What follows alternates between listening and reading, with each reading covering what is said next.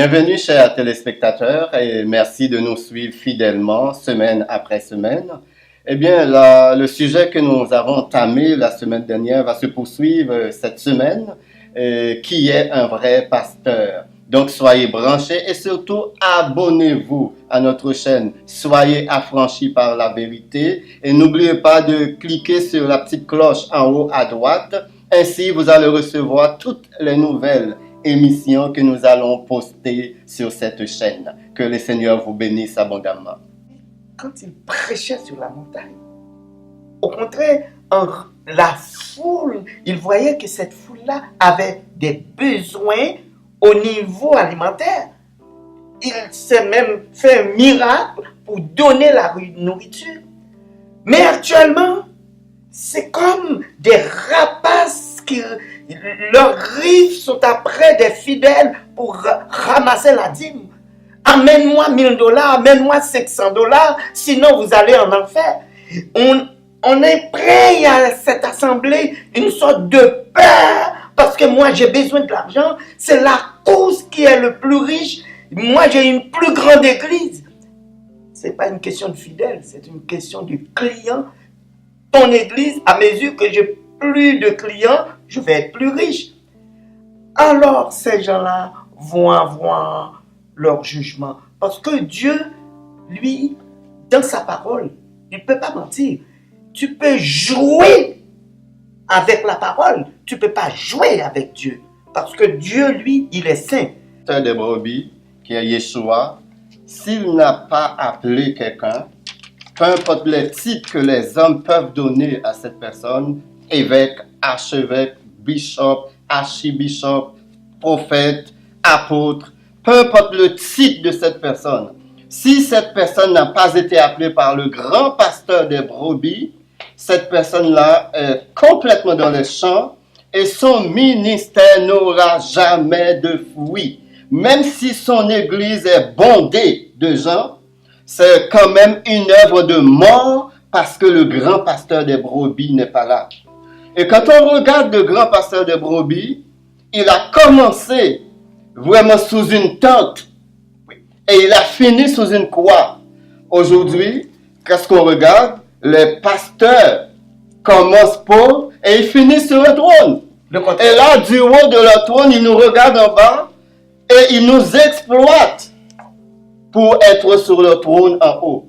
Le contraire complètement du grand pasteur des brebis. Et c'est à ces signes-là qu'on va reconnaître ceux qui ont une vocation et ceux qui viennent dans le ministère, soit parce qu'ils sont paresseux, ils ne veulent pas travailler, parce qu'être pasteur, ça a l'air que c'est la vie facile, puis il y a beaucoup d'avantages fiscaux qui viennent avec ça. Donc il y a des gens qui sont paresseux de nature.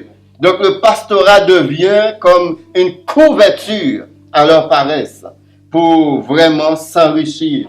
Et souvent ces gens-là, ils commencent pauvres et ils finissent riches de toutes sortes de biens. Leurs comptes en banque sont bien garnis, pendant que dans leur assemblée, il y a des gens qui se nourrissent à même des poubelles, probablement. Donc, mais ils ne s'en soucient pas, parce que tout ce qui compte pour eux sont leurs propres intérêts.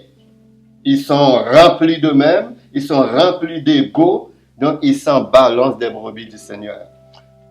Moi, ce que je vais à vous dire, Aurel et Gilbert, c'est le jeune homme riche.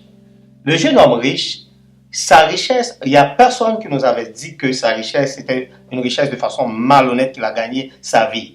Mais lui, c'était un problème pour lui. Il se présentait devant Yahshua pour poser des questions concernant son salut par rapport à sa richesse. Nous voyons dans Matthieu chapitre 19, à partir du verset 17, au verset 16 aussi, et voici un homme s'approchait et dit à Yahshua, mais que dois-je faire de bon pour avoir la vie éternelle? La première réponse que Yahshua avait donnée à ce gars-là, à ce jeune homme-là, il lui a répondu, pourquoi m'interroges-tu sur ce qui est bon? Un seul est bon, ou une seule chose est le bon. Si tu veux entrer dans la vie, observe les commandements, lesquels lui dit-il? Et le jeune homme commence à dire tous les commandements qui sont écrits dans la Bible. Et nous voyons les commandements qui sont écrits dans la Bible sont écrits c'est les propres doigts de Yahweh, notre Créateur. Ça veut dire, ce jeune homme-là, il était bien imbu de Yahshua, il était bien imbu de Yahweh, il connaissait les commandements. Mais le problème, ce n'était pas les commandements, le problème, c'était sa richesse. Nous allons voir la réponse que Yahshua lui avait donnée au verset 21. Yahshua lui a dit, « Si tu veux être parfait, va, vends tout ce que tu possèdes, donne-le aux pauvres, et tu auras un trésor dans le ciel, puis viens et suis-moi. » Ça veut dire, Yahshua voudrait que ce jeune homme-là s'en débarrasse de toutes ses richesses, parce que la richesse est un problème pour lui. Et lorsqu'on est riche, on attire toutes sortes de choses. On attire le monde, on attire la chair et tous ses plaisirs, on attire même le diable. C'est pour ça, Yahshua lui avait dit, faites attention, va donner aux pauvres, et s'en débarrasse-toi, et suis-moi.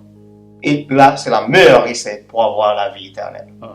Aussi, avant que mon frère Gilbert intervienne, Yeshua, quand il rencontre quelqu'un, non seulement il peut lire dans la pensée de la personne, il connaît déjà ce que la personne va dire avant que la personne le dise.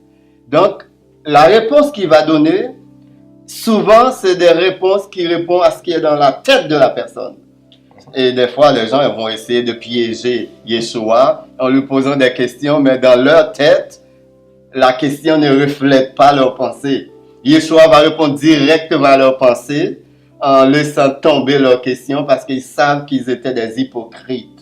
Donc, Yeshua, quand il a dit à ces jeunes hommes, ta richesse est ton problème, parce qu'il sait très bien que les richesses de ce jeune homme étaient son problème. La Bible n'est pas contre la richesse, mais la Bible est contre l'amour de la richesse. Car la Bible dit, l'amour de l'argent est la source, la racine de tous les maux. Donc, Yeshua probablement a vu dans l'esprit de ce jeune homme un amour pour ses richesses. Donc, il voulait qu'il s'en débarrasse. Absolument, absolument.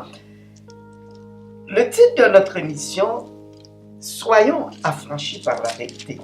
C'est pourquoi nous voulons ouvrir l'esprit des gens. Nous voulons que les gens soient prudents. Quand dans ton église, présente à l'auditoire, essayons donc de l'observer. Parce qu'il y a des indices qu'on peut détecter pour savoir qui est le vrai pasteur et le faux. Alors, vous allez me détecter, essayer avec moi d'éclairer les gens, de les affranchir pour pouvoir vraiment différencier le vrai du faux. Alors, quel indice des petits trucs qu'on peut donner à nos auditeurs pour les détecter facilement? Je vais faire un parallèle ici. Lorsque quelqu'un va voir son médecin ou un quelconque médecin, il faut avoir confiance en ce médecin-là. Parce que si tu n'as pas confiance en ce médecin, lorsqu'il va vous prescrire des médicaments, lorsqu'il va vous faire un diagnostic, vous n'allez pas croire à ce médecin. Donc, il faut avoir confiance en ce médecin. Et il faut non seulement avoir confiance, il faut aussi acheter les médicaments que ce médecin te prescrit. Si le médecin te prescrit un médicament et que tu n'as pas confiance dans ce médecin, tu risques de ne pas acheter les médicaments. Non seulement il faut avoir confiance en ce médecin, il faut acheter les médicaments, mais il faut aussi prendre les médicaments, consommer les médicaments selon la posologie du médecin. Donc, pour cette raison, on est soucieux de notre santé, on ne va pas remettre notre santé entre les mains de n'importe qui. Aujourd'hui, la médecine holistique n'existe pas, c'est-à-dire la médecine qui va prendre en compte ton âme, ton esprit et ton corps. Tu vas voir le médecin s'intéresse exclusivement vraiment à ton corps, puis aux symptômes dégagés par ton corps. Mais souvent, ce que les médecins ne savent pas, tant aussi longtemps que ton âme et ton esprit sont malades, le corps ne peut que détériorer. Il ne peut pas être en bonne santé. Parce que la bonne santé extérieure dépend de la bonne santé intérieure. Le pasteur est un médecin délégué de l'âme et de l'esprit. Parce que là où le médecin est limité, le médecin ne s'évertue à soigner le corps, le pasteur appelé par Dieu peut agir sur l'esprit et l'âme, et puisque il peut aider l'individu à être en bonne santé spirituellement et en bonne santé dans son âme, par conséquent, il aura une bonne santé physique. Si pour la médecine traditionnelle, si pour la médecine physique du corps physique, on va exercer notre discernement pour choisir, pour bien choisir notre médecin, il y a même des gens qui vont magasiner un médecin.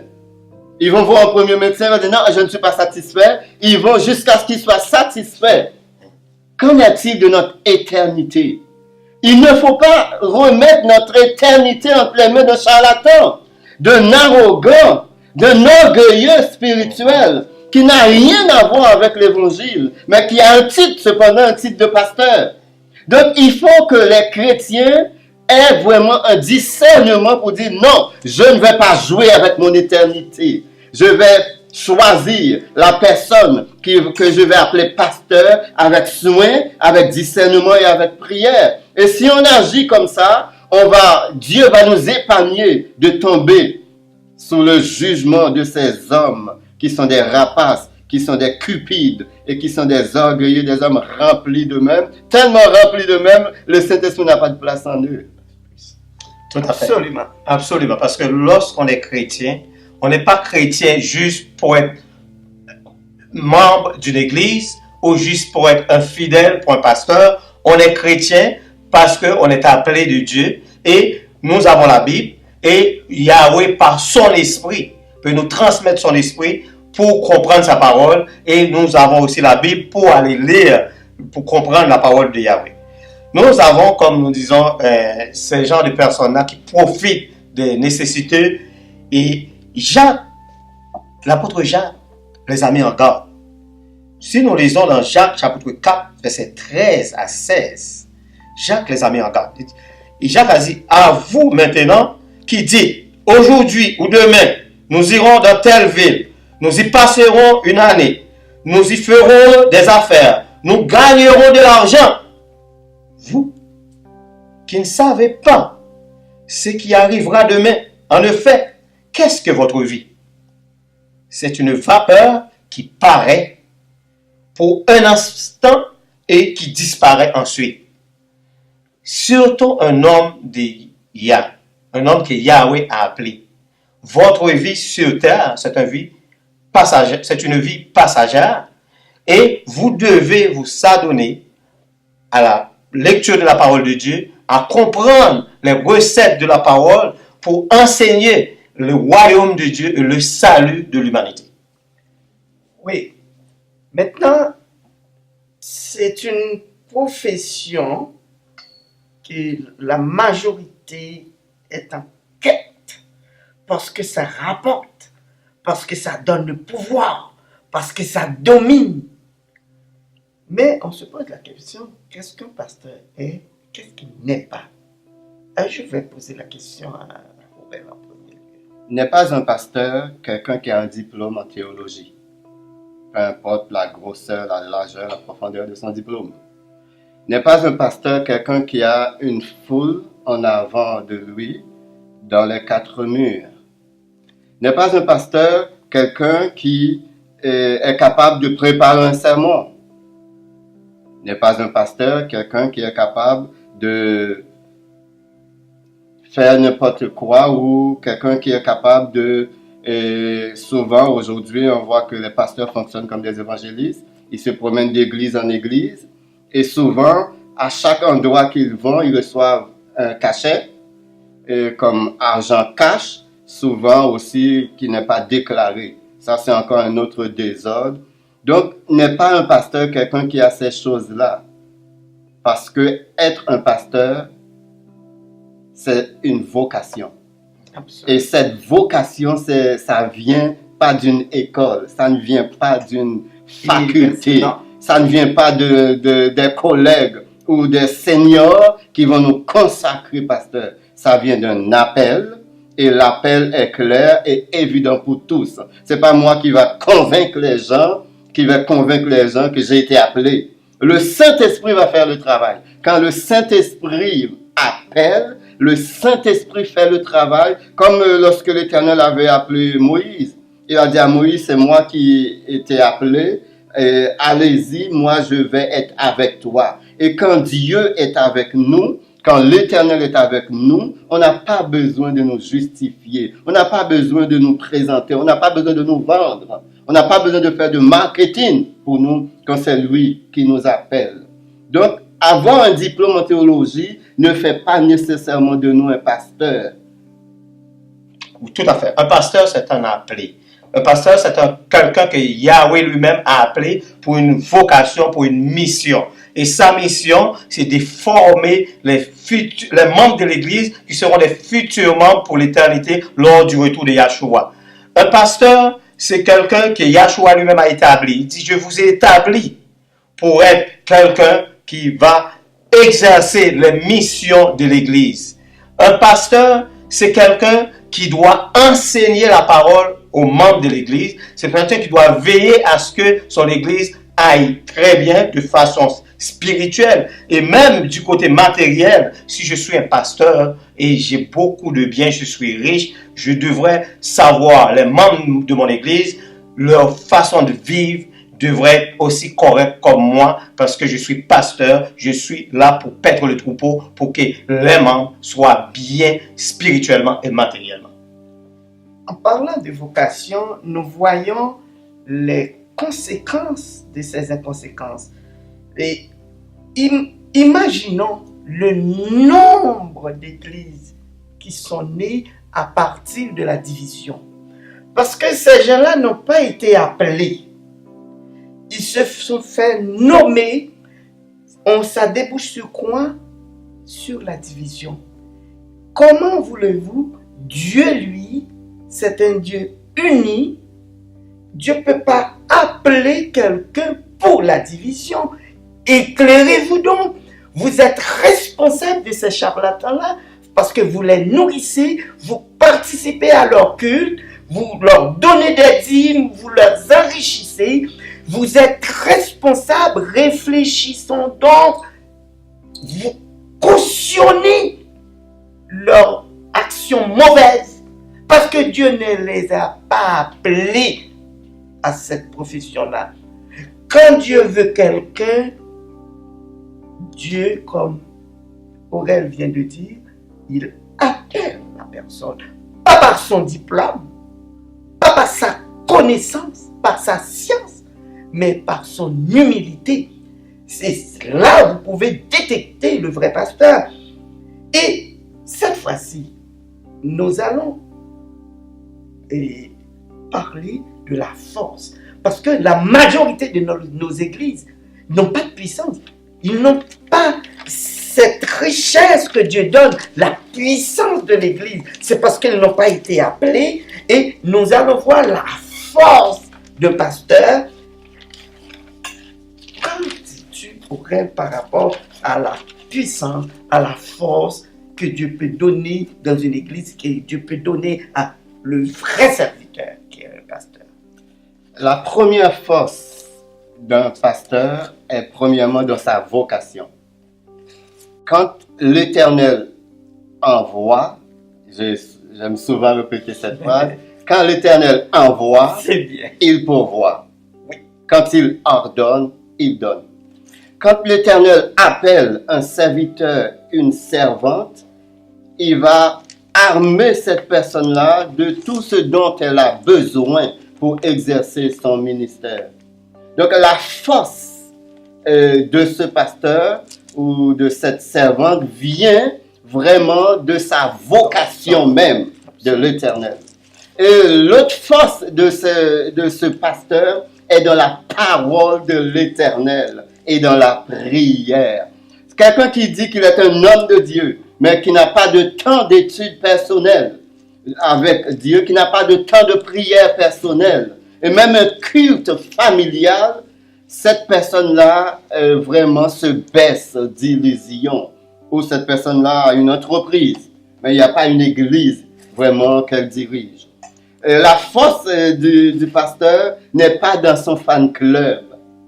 Parce qu'il y a beaucoup de fanatiques dans les églises. Il y a des gens, dès que tu parles du pasteur, ils sont prêts à vous déchirer. Ils sont prêts à vous sauter dessus pour vous déchirer. Ce sont des fanatiques qui sont prêts à défendre même la plus grossière des erreurs. Sa force vraiment, c'est n'est pas dans son fan club, comme je disais. C'est vraiment dans sa relation avec l'Éternel, son intimité avec l'Éternel. Si le pasteur n'a pas d'intimité avec l'Éternel, il n'aura aucune force dans son ministère et l'ennemi peut facilement intervenir dans son ministère et faire des dégâts énormes dans son ministère. Il y a une autre affaire aussi qu'on peut ajouter.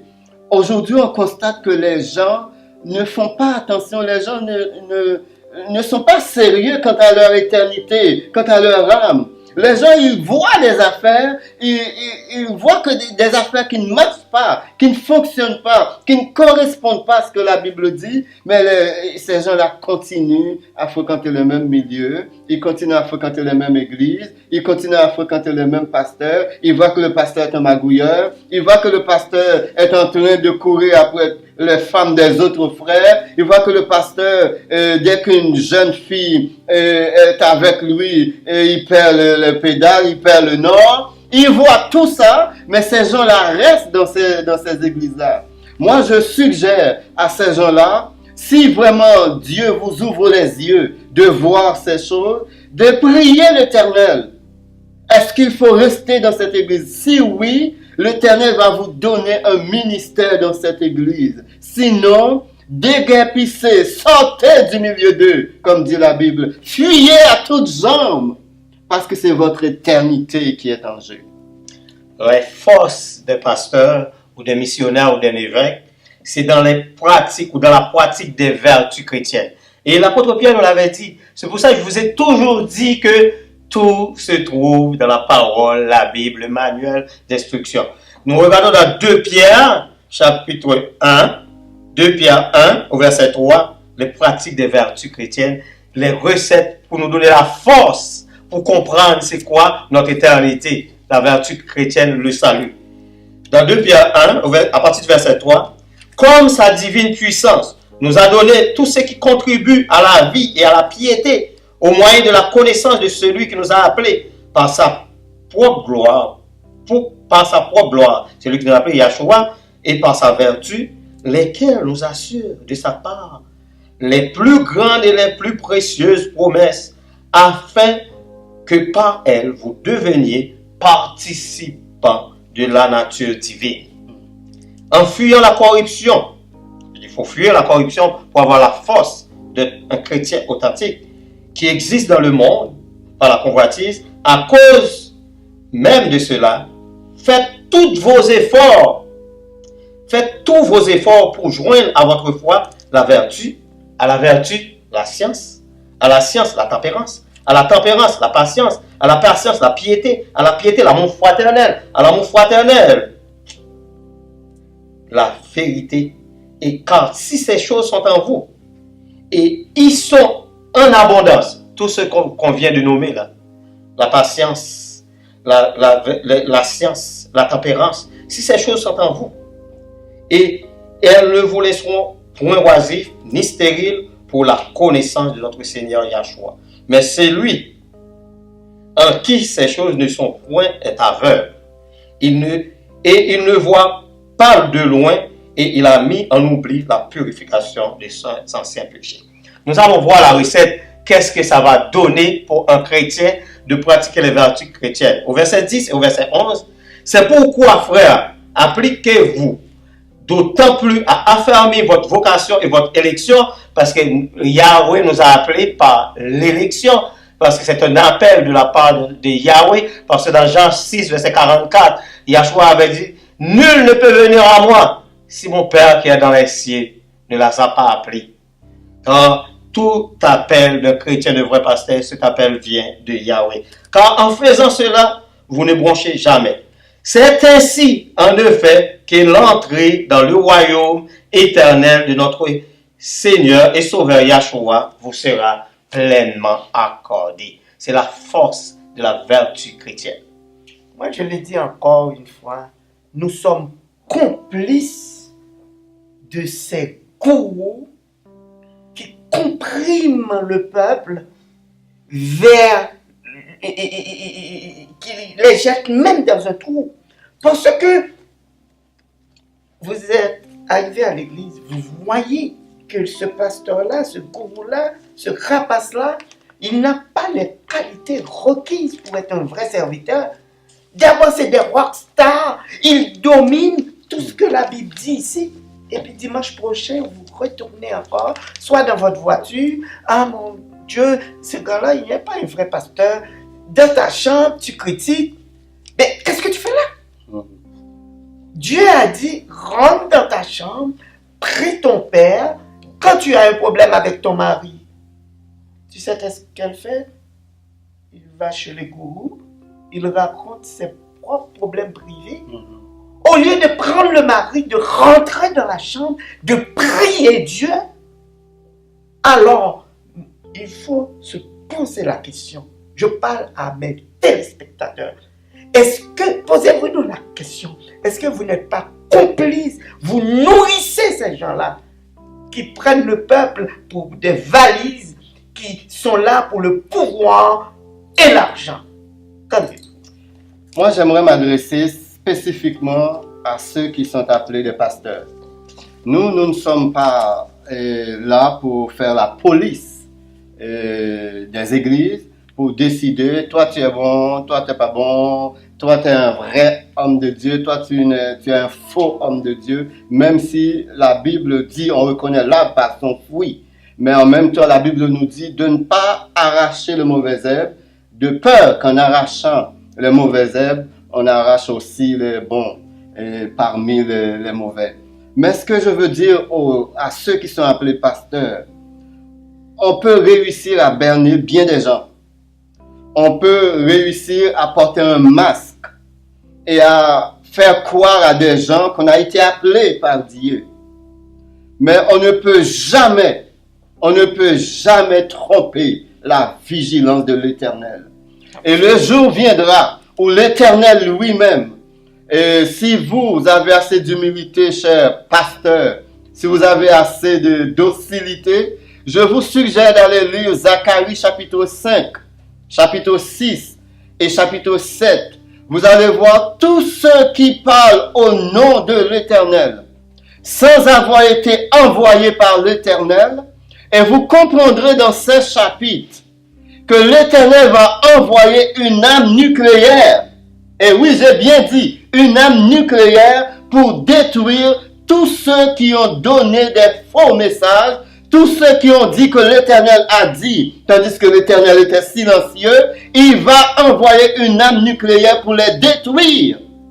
Parce que l'Éternel ne supporte pas des gens qui parlent en son nom, des gens qu'il n'a pas envoyés.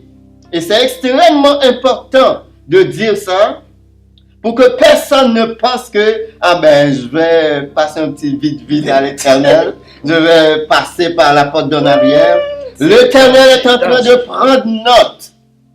L'Éternel a devant lui actuellement, pendant que nous sommes en train de parler, tous ceux qu'il a lui-même appelés et tous ceux qui se sont appelés ou tous ceux qui sont appelés par leurs amis, il les a et il les connaît. Et le jour viendra, comme dans Matthieu chapitre 7, à partir du verset 21, la Bible dit, lorsque le grand jugement viendra, plusieurs vont dire, Seigneur, nous avons prophétisé en ton nom. Seigneur, nous avons chassé des démons en ton nom. Seigneur, nous avons fait des miracles en ton nom.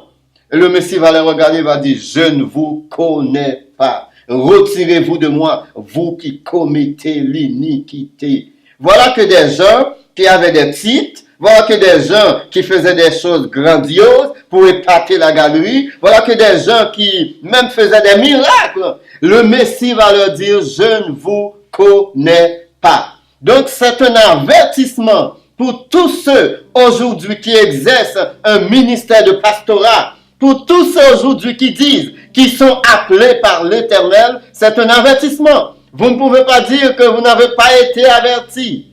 L'Éternel vous avertit à travers sa parole. Si vous n'avez pas été appelé, remettez votre démission. Dites, je veux aller au ciel, je ne veux pas perdre mon âme à cause d'un titre. Et l'Éternel va vous comprendre.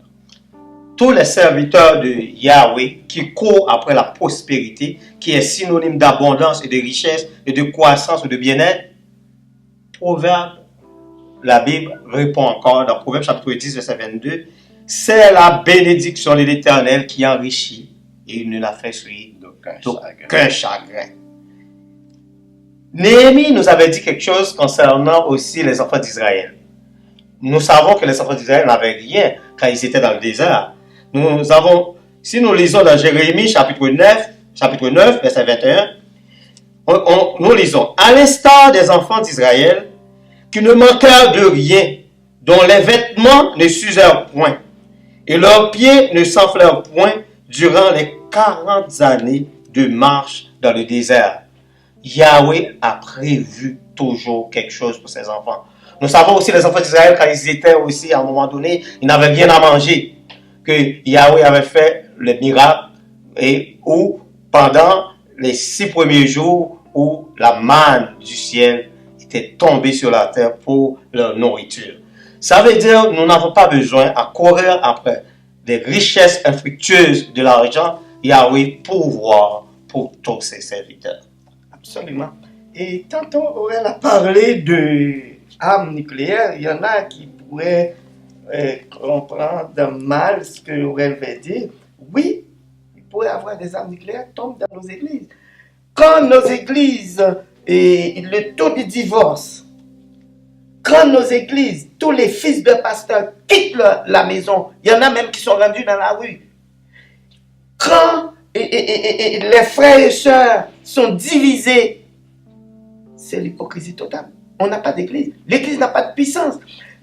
Quand la puissance de l'Éternel rentre dans une église, c'est l'amour, c'est le partage, c'est la miséricorde, c'est la prière. Mais ce n'est pas ça qu'on fait dans nos églises. Quand un chrétien qui sent que tu as perdu la puissance, tu ne peux pas prier, et que la voix de l'Éternel, moi je donne un défi à ces fossoyeurs-là pour dire que la voix de l'Éternel les a parlé. Non, l'Éternel ne te parle pas, il ne te connaît pas. Il ne t'envoie pas. Alors ton église n'a pas de puissance. C'est pourquoi nous, les fidèles, nous subissons les conséquences parce que nous les suivons aveuglement. Alors, voici qu'on est rendu. Alors, bénissez le peuple. Dis au peuple, Aurel, Daniel, pour conclure, des petits trucs pour qu'ils, s'ils veulent recevoir la bénédiction. Moi, je pense qu'il faut ajouter à cette liste une autre chose qu'il faut dénoncer. Oui. Tu as parlé tantôt des enfants de pasteurs qui vivent dans le désordre et puis qui abandonnent l'église, tout ça. Mais aujourd'hui, nous assistons à un phénomène où beaucoup de fils de pasteurs qui vivent dans le désordre, qui courent après les jeunes filles et qui ont des relations multiples dans les églises. Et ce sont ces fils-là qui vont remplacer les pasteurs. Et les fils n'ont pas de vocation, ils n'ont pas de formation, ils n'ont pas non plus de relation avec Dieu. Et quand on parle de cela aux pasteurs, aux personnes concernées, ils vont dire, écoute là, c'est un jeune, il a tout son temps pour développer une relation avec Dieu. En plus, c'est le fils du pasteur. Touchez le vrai. Et pendant ce temps, il y a des gens dans ces églises, des jeunes en qui Dieu a mis des dons pour l'édification des saints. On va tasser ces gens-là parce qu'ils ne sont pas membres de la famille pastorale. Donc c'est une iniquité. Et aussi c'est un manque d'équité, un manque de discipline dans les églises. C'est pour cette raison, la majorité de ces églises, la majorité de ces dépanneurs, ce sont des business familiales, ce sont vraiment des entreprises familiales Donc, c'est sûr, dans une entreprise familiale, la personne la mieux placée pour remplacer le boss, c'est le fils du boss. Donc, c'est comme ça que la majorité des églises fonctionnent aujourd'hui. Absolument. Tout à fait. Parce que c'est pour ça que nous parlons, le pastorat, est-ce que c'est une profession, c'est une vocation? Parce que si Yahweh nous a appelés pour être un appelé pour prêcher sa parole, ces choses-là ne devraient pas arriver dans une église. Que tu sois fils du pasteur ou l'ami du pasteur, si tu n'as rien à voir avec la parole de Yah ou la parole de Dieu, tu n'as pas à devenir pasteur ou qui que ce soit à faire les choses de l'église. Parce que tu n'as rien à voir avec ça. D'où le pastorat, c'est pas une profession, c'est une vocation, c'est un appel que Yahweh a fait à quelqu'un pour être pasteur. Nous avons vu aussi dans la Bible, on parle des faux docteurs. Les faux docteurs qui s'introduisent parmi nous. Nous regardons dans 2 Pierre, chapitre 2, à partir du verset 1er. Il y a eu parmi nous, il y a eu parmi le peuple des faux prophètes. Il y en aura de même parmi vous des faux docteurs qui introduiront des sectes pernicieuses et qui, reniant le maître qui les a rachetés, attireront sur eux une ruine soudaine. Il faut faire très, très, très attention. Il y en a qui ne se contentent même pas du titre de pasteur, comme Daniel vient de dire. Ils sont allés plus haut. Des archibishops, des docteurs. Des docteurs, des prophètes, des apôtres, toutes sortes de titres. Parce qu'ils sont là, soit pour la part du gain ou bien le pouvoir. Alors nous dénonçons bien haut tout ce que vous dites bien bas, les téléspectateurs, ou bien tu dis dans ta voiture, ou bien dans ta chambre. Nous voulons les dénoncer sur le net.